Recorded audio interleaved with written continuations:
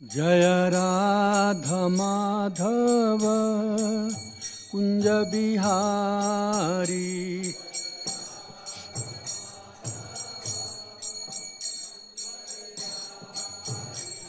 जय राधा माधव कुंज बिहारी।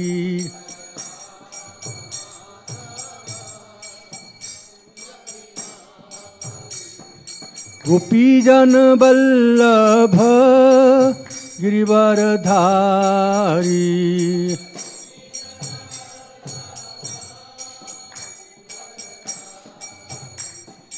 यशोधानंदन ब्रजजन रंजन।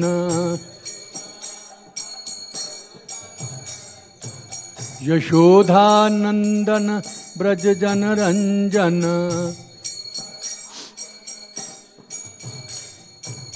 यमुना तीरा बनचारी।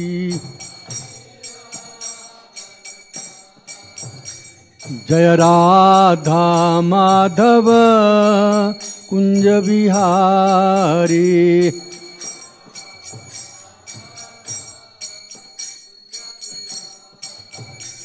जय श्री कृष्ण चैतन्य प्रभु नित्यानंदा। श्री अद्वैता गदाधर श्रीवासादि गौर भक्त वृंदा।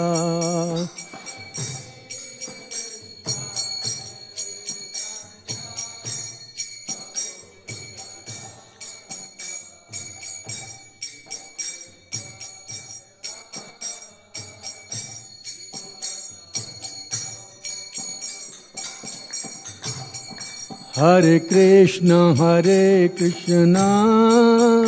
कृष्ण कृष्ण हरे हरे। हरे राम राम राम हरे हरे।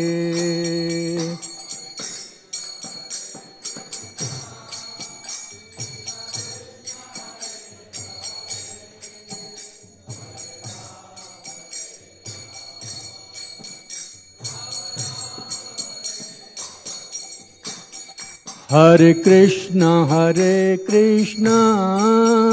कृष्ण कृष्ण हरे हरे। हरे राम राम राम हरे हरे।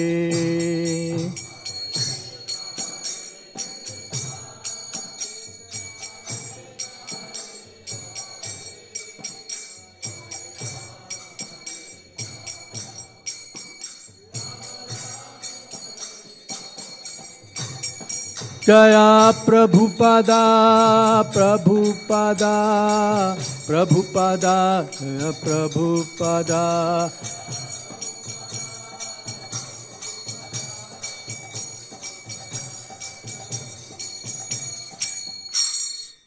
जय ओम विष्णुपाद परमहंस प्रभुराजकाचार्य स्तोत्र अभय चरणारविंद भक्ति वेदांत स्वामी महाराज प्रभुपाद की। इस्कॉन फाउंडराचार्य जगत गुरु श्रील प्रभुपाद की। प्रेम से कहो श्री कृष्ण चैतन्य प्रभु नित्यानंद। जय अद्वैत गदाधर श्रीवासादि गौर भक्त वृंद की। All glories to you assembled devotees Hare Krishna. All glories to you assembled devotees Hare Krishna. All glories to Shri Guru and Shri Gaurang. All glories to Srila Prabhupada के। ग्रंथराज श्रीमद् भागवतम के। ओम नमो भगवते वासुदेवाय। ओम नमो भगवते वासुदेवाय। ओम नमो भगवते वासुदेवाय। नारायणं नमस्कृत्य नरं चैव नरोत्तमं देवीं सरस्वतीं व्यासं ततो जयमुदीरयेत्। नष्टप्रायेषु भद्रेषु नित्यं भागवत सेवया भगवती उत्तम श्लोके भक्तिर्भवति नष्टकी। नमो विष्णुपदाय कृष्णपृष्ठाय भूतले श्रीमते भक्ति वेदांत स्वामी नामिने। नमस्ते सरस्वती देवे गौरवाणी प्रचारिणे निर्विशेष शून्यवादी पाश्चात्यदेशतारिणे। जय श्री कृष्ण चैतन्य प्रभु नित्यानंद श्री अद्वैत गदाधर श्रीवासादि गौरभक्तवृंद।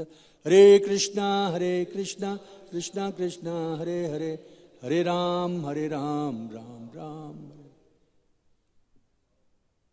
हरे। हरे कृष्ण। सब कुछ शॉर्टकट में करना पड़ता है। श्रीमद् भागवतम स्कंद 4 अध्याय 28 श्लोक संख्या 21।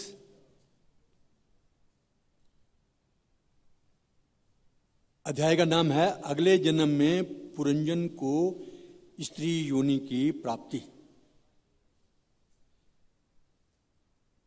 श्लोक संख्या 21 है ये।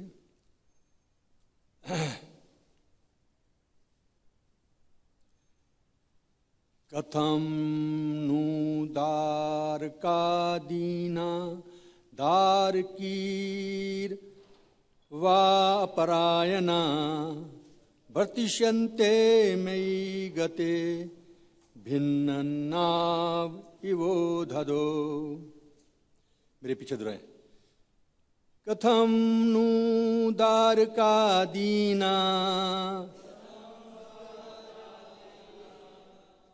दारकीर्वा अपरायणा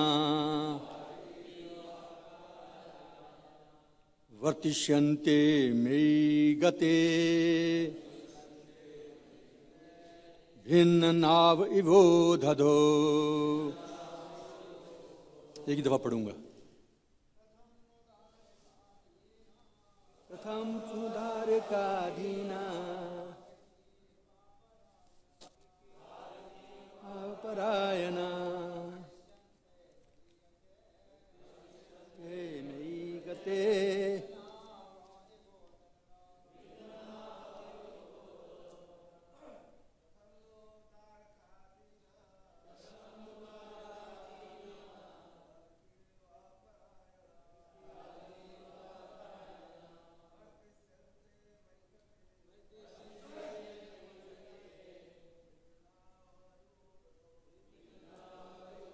लेडीज।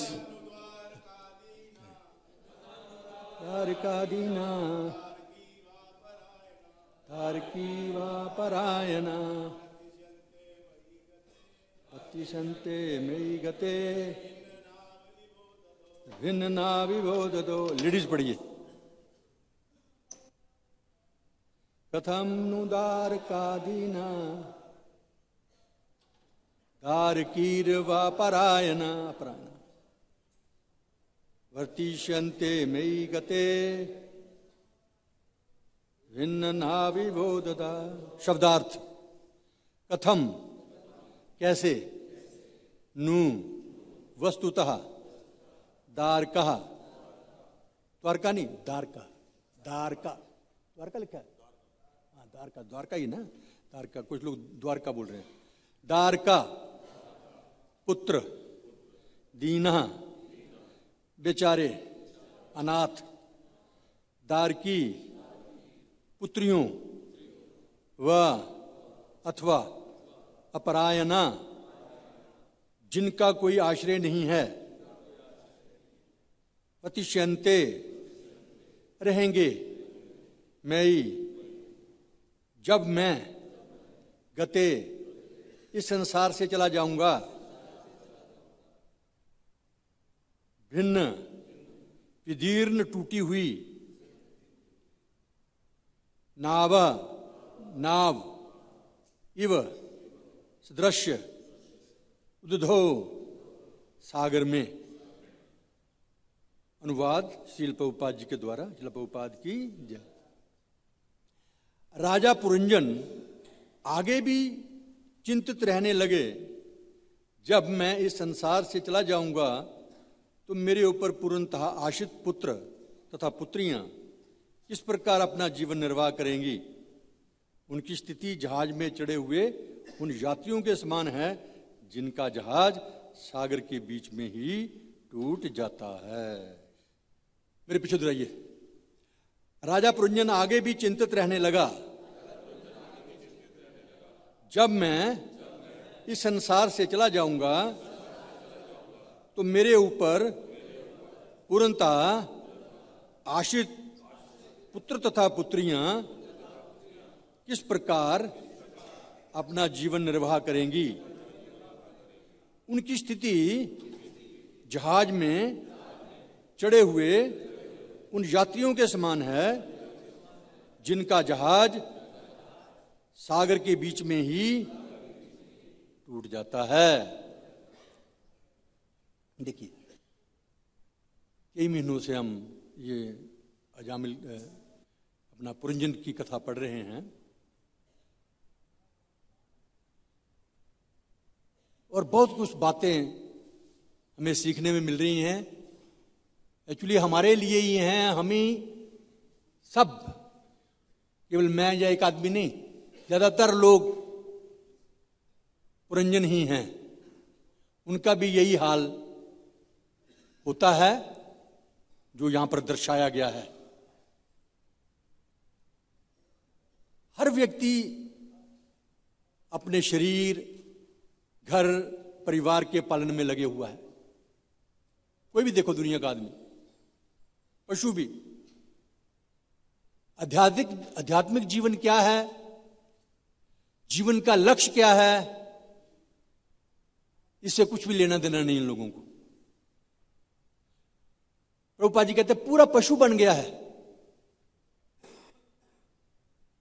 बस केवल आहार निद्रा भय मैथुनम, बस उसके अलावा और कुछ नहीं। खाओ पियो ऐश करो। बचपन से ये सिखाया जाता है, आहार निद्रा भय मैथुन के लिए ही सवेरे उठाया जाता है बच्चों को, पढ़ो। क्यों पढ़ो? नौकरी अच्छी मिलेगी, नौकरी अच्छी मिलेगी तो घर वाली अच्छी मिलेगी, अच्छा घर मिलेगा, ये तो सिखाया जाता है। इसके अलावा और क्या सिखाया जाता है? तो पशु बिल्कुल आध्यात्मिक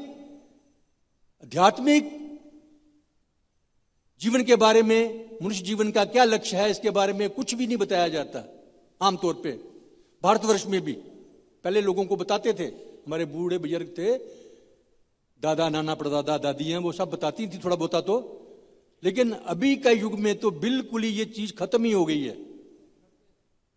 हाँ, डरते हैं। मानव जीवन की बड़ी कठिनाइयों, मानव जीवन जो है हमारा, ये मनुष्य जीवन समझिए, बड़ी कठिनाइयों के बाद हमें प्राप्त हुआ है और ये अवसर हमें बार बार नहीं आने वाला है। ये बाई चांस भी नहीं आया, भगवान ने हमारे पर कृपा कर दी, हमें ये मनुष्य जीवन दे दिया है, इसका हमें सदुपयोग करना चाहिए। या इसी जन्म में खूब कृष्ण भक्ति करें ताकि हम जन्म मृत्यु पर विजय प्राप्त कर सके। मनुष्य जीवन का एक्चुअल जो लक्ष्य है वो यही है कि हम मृत्यु पर, जन्म मृत्यु पर, बुढ़ापे पर विजय प्राप्त करें। नहीं तो जानवर भी हैं, जानवर अपना खा पी रहे हैं, मौज कर रहे हैं, उनका लक्ष्य कुछ और है और बार बार उन्होंने पशु ही बनना है। लेकिन भगवान ने हमारे पर कृपा कर दी, हमें मनुष्य जीवन दिया है, तो हमें कृपण नहीं बनना है। कृपण मतलब मेरे पास खूब पैसा है लेकिन खर्चने की हिम्मत नहीं, खर्चने को दिल नहीं करता, जहां खर्चने का आता ही नहीं खर्चने को, या दिल नहीं करता खर्चने को, ऐसे आदमी को बोलते हैं कृपण। और ऐसे ही जोड़ जोड़ मर जाएंगे और मार जवाई खाएंगे, ऐसा हिंदुस्तान में कहावत है। पैसा खूब इकट्ठा करके बैंक बैलेंस इकट्ठा कर दिया, बड़ी बड़ी बिल्डिंगें बना दी, उसके बाद मर गए, वो उस पैसे को संभालने वाला ही कोई नहीं है, गवर्नमेंट ही खा रही है। मेरे पास अभी भी लोग आते हैं बैंक वाले, प्रभु जी वो आपके ऊपर कोई रहता था तो वो कहाँ है? मैं हमें क्या पता, वो तो चला गया अगले जन्म में, उसका इतना पैसा हमारे बैंक में जमा है। तो ये हालत है, इसको बोलते हैं कंजूस, कृपण। उसी प्रकार हमें ये मानव जीवन मिला हुआ है ताकि हम जन्म मृत्यु पर विजय प्राप्त कर सकें, कृष्ण भगवान की भक्ति कर सकें और बैक टू गॉड हेड वापस जा सकें। यही लक्ष्य हमारा होना चाहिए, इसके अलावा और कोई भी लक्ष्य हमारा नहीं होना चाहिए। अगर ऐसा नहीं करते हैं तो हमारे से बढ़कर के कोई भी कृपण नहीं है। पहले तो हम भगवान की संगति में कहीं कभी रहे हैं, लेकिन किसी कारणवश भगवान की संगति से विलग होकर के हम इस जगत में भौतिक भोग भोगने का प्रयत्न करते हैं। उसके बाद फिर एक विशेष शरीर हमें मिल जाता है। वो शरीर ब्रह्मा का भी हो सकता है और एक सूक्ष्म मल के कीड़े का भी हो सकता है। तो कई जन्मों का हमारा इस शरीर के साथ नाता रहा है, उससे हमें प्यार हो जाता है उस शरीर से। जहां भी प्रैक्टिकल देखिए, अब जहां जिस कमरे में हम रहते हैं, आश्रम में भी मान लिए, मंदिर में भी, किसी आश्रम में हम रहते हैं, तो अगर कभी किसी भक्त को बोला जाए नहीं नहीं प्रभु जी आप ये कमरा छोड़ करके अभी उस कमरे में चले जाओ, बड़ा दिल घबराता है, दिल नहीं करता है। और तो और भिखारी लोग होते हैं ना सड़कों पे, वो भी, उन्होंने भी एक ठैया ले लिया होता है, ये मेरी एरिया है, मैं यहां भिक्षा मांगूंगा। और दूसरा आदमी अगर उधर उसको पता नहीं है, वहां पर बैठ जाए भिक्षा लेने के लिए, तो मार कटाई हो जाती है। मतलब अपने शरीर के साथ वो जो फिर इस शरीर से जो त्वलकात चीजें रखती हैं, संबंधित हैं, उनसे हम मोहित हो जाते हैं, उनसे हमारा प्यार हो जाता है, उनको छोड़ना नहीं चाहते। यही अभी देखिए, अगर हम ऐसे लोगों को अच्छी स्थिति दे दें, कोई मनुष्य चाहे, जैसे प्रभुपाद जी ने हम लोगों को अच्छी स्थिति दी, लेकिन उसके बावजूद भी हम लोग उसका सदुपयोग नहीं करते, तो हमसे बड़ा मूर्ख कौन है। मल का कीड़ा, अगर कोई आदमी मल के कीड़े को उठा करके, टट्टी के कीड़े को उठा करके बल, तो उसको उठा करके कोई परे कर दे ना, वो फिर भी लैट्रिन में ही जाएगा कीड़ा। सुअर देखो बड़ा गंदा होता है, गंदी जगह पर रहता है, गंदी खाता है, लेकिन अगर आप उसको गाजर का हलवा बना के दोगे ना, वो नहीं खाएगा, वो उसको वही चाहिए उसको।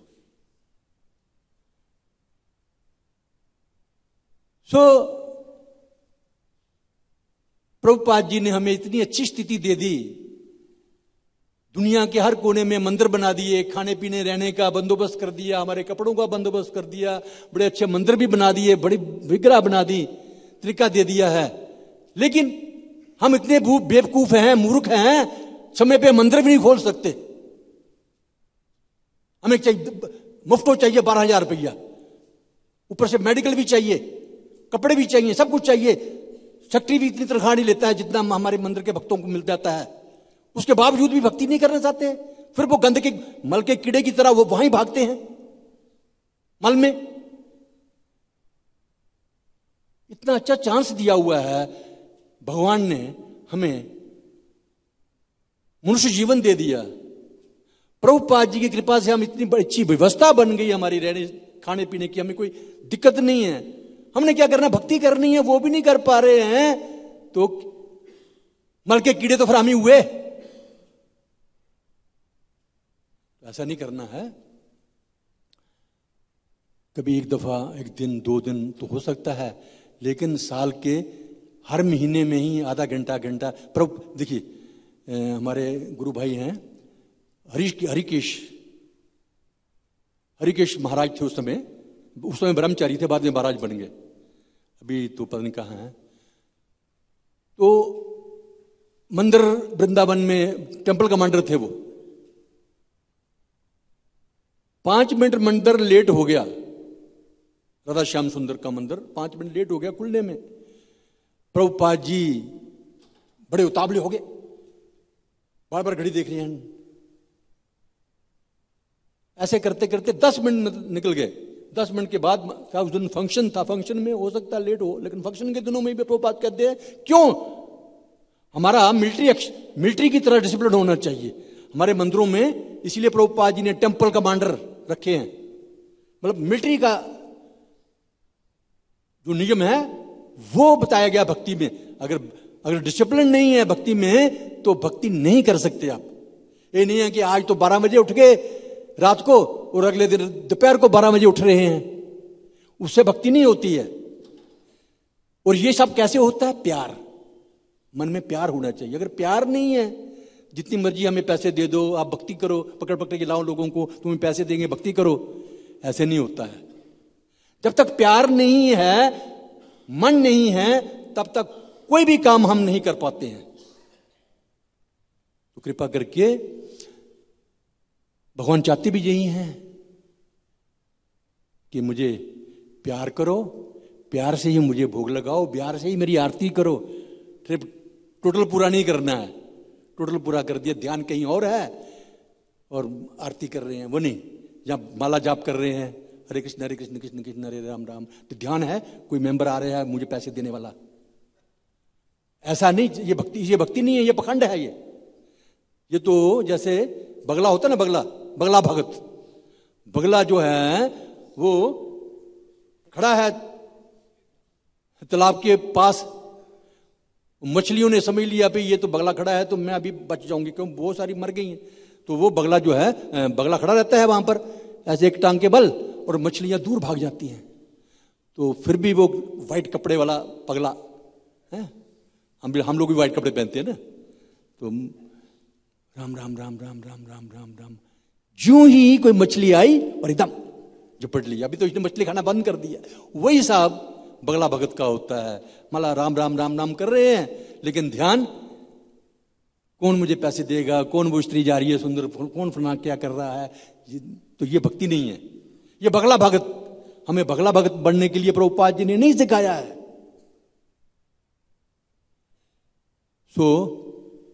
ये सब बातें जो हैं अभी से नहीं, शुरू से ही चल रही हैं।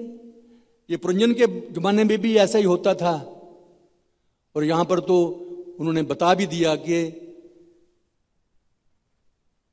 अगर अंतकाल में, मृत्यु के समय में यही बातें जो जिंदगी भर हम करते रहें तो वही याद आएंगी, भगवान का नाम याद नहीं आएगा।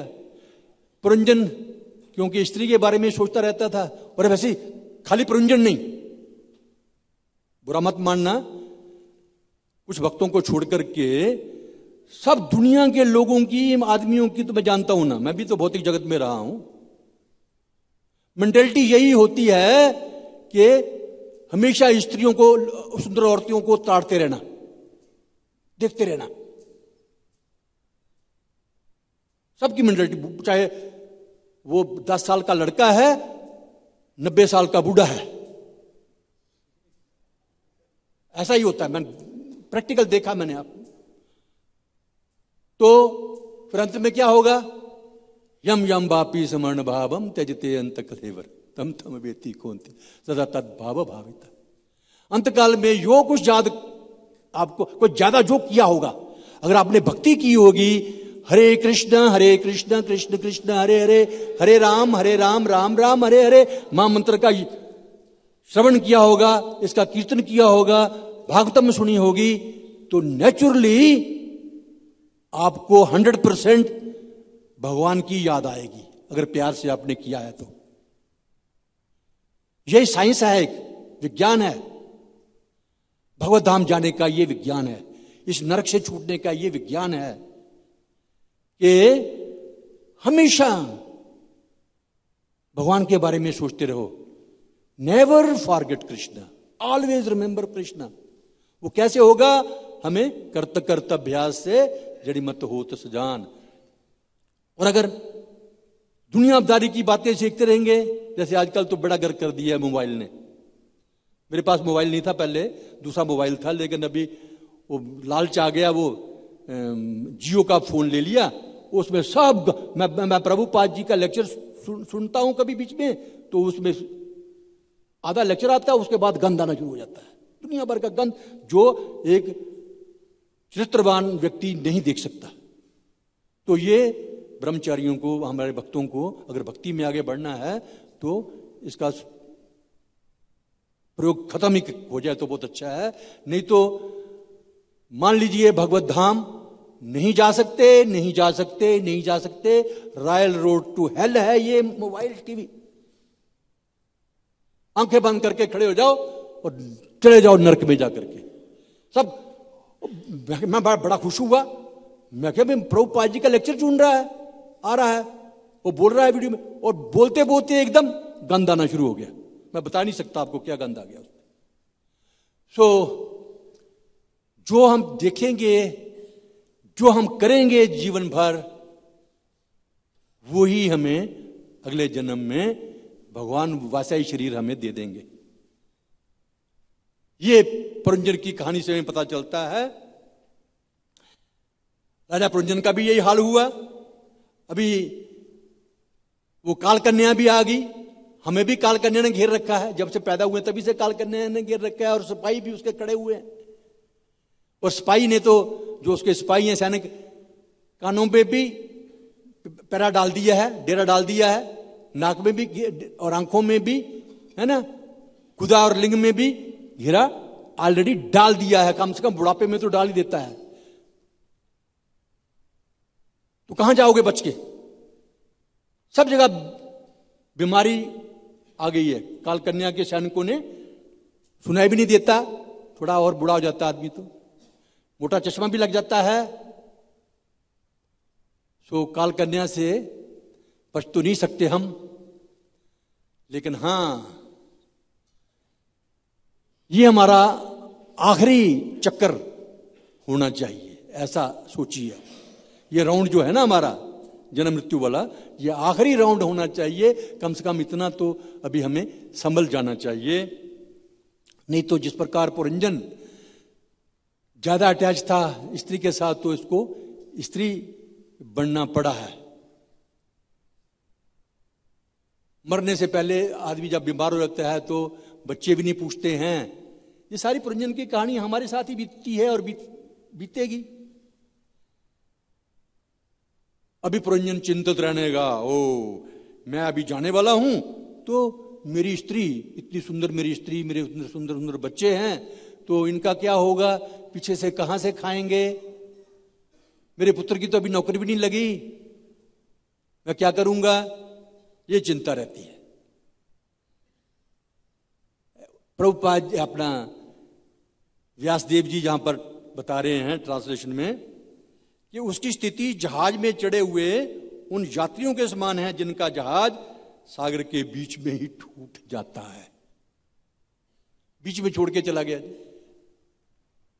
हमने तो अभी, हमें पढ़ाया भी नहीं, हमें हमारी नौकरी भी नहीं दिलाई अच्छी तरह से, मकान भी नहीं बना के दे दिया, और बीच में छोड़ के चला गया। यही हम लोग सोचते हैं सारी। मृत्यु के समय प्रत्येक जीव को चिंता होती है, तात्पर्य श्रील प्रभुपाद जी के द्वारा, मृत्यु के समय में प्रत्येक जीव को चिंता होती है कि उसकी पत्नी तथा पुत्रों का क्या होगा। मैं तो कृष्ण भक्त बन के इस्कॉन मंदिर ज्वाइन किया, और अभी मेरे बच्चे तो जो हैं वो तो इस्कॉन में आ नहीं रहे, अभी उनका क्या होगा, वो कहां से खाएंगे, कहां से कपड़े पहनेंगे, ये चिंता रहती है। और अगर ये भी चिंता रहती है तो फिर अगला जन्म तो वही है, जम बापी समण बाबा। तो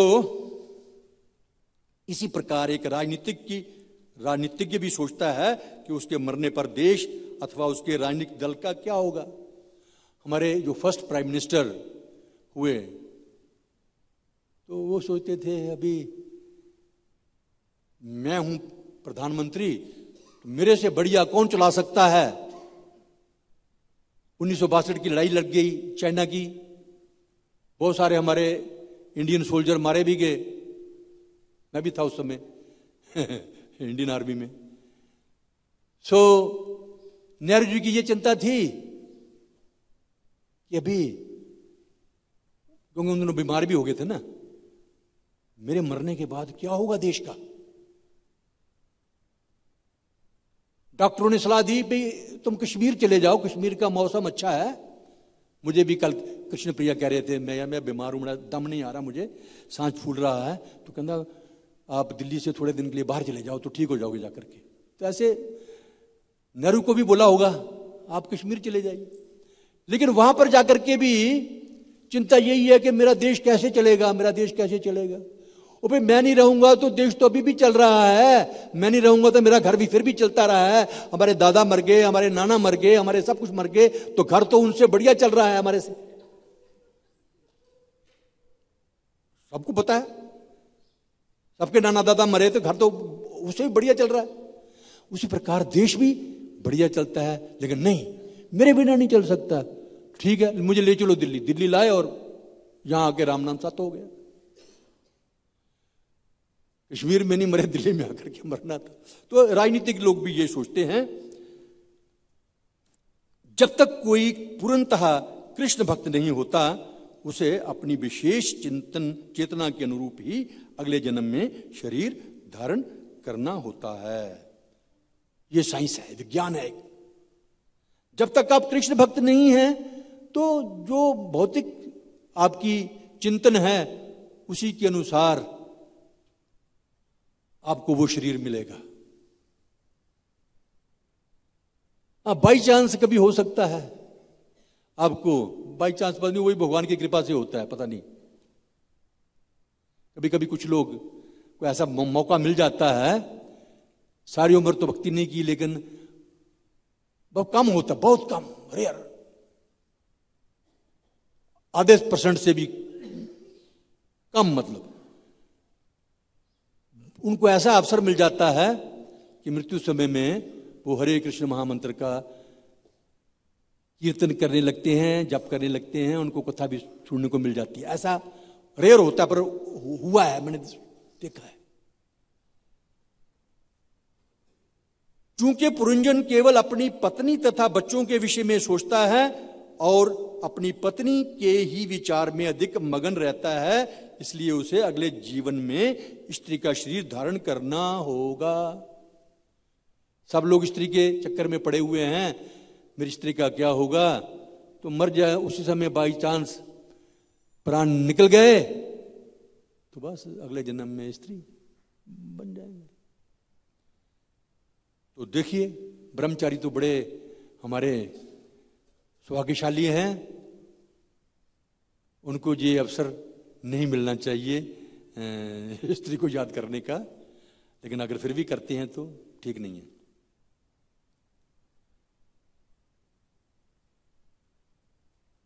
इसी प्रकार कोई राजनीतिज्ञ या राष्ट्र प्रेमी जो जन्म से ही किसी भूभाग से विशेष रूप से अनुरक्त रहता है, वे अपना राजनीतिक जीवन समाप्त करने के बाद अगले जन्म में उसी देश में पुनः जन्म लेगा।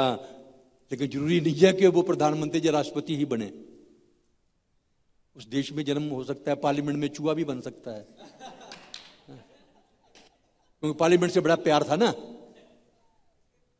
अपने जीवन काल में मनुष्य जो कार्य करता है उससे भी अगला जीवन जन्म प्रभावित होता है। सीधा सा फार्मूला है, जो जो हम करें, अभी हमें किसी से पूछने की जरूरत नहीं, अपने आप ही विचार करो, मैं किधर जा रहा हूं, क्या कर रहा हूं, और अगले जन्म में मुझे कौन सा जीवन मिलेगा, आपको खुद पता चल जाएगा। आपके बारे में कोई नहीं बता सकता, आपको खुद ही अपना वो बनिए मॉनिटर, पता लग जाएगा कि हम भगवान के धाम में वापस जाने वाले हैं, नरक में जाने वाले हैं, या स्त्री बनने वाले हैं, या क्या बनने वाले हैं।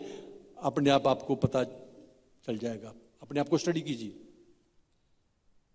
कभी कभी राजनेता अपनी इंद्रिय तृप्ति के लिए अनेक कुकृत्य करते हैं।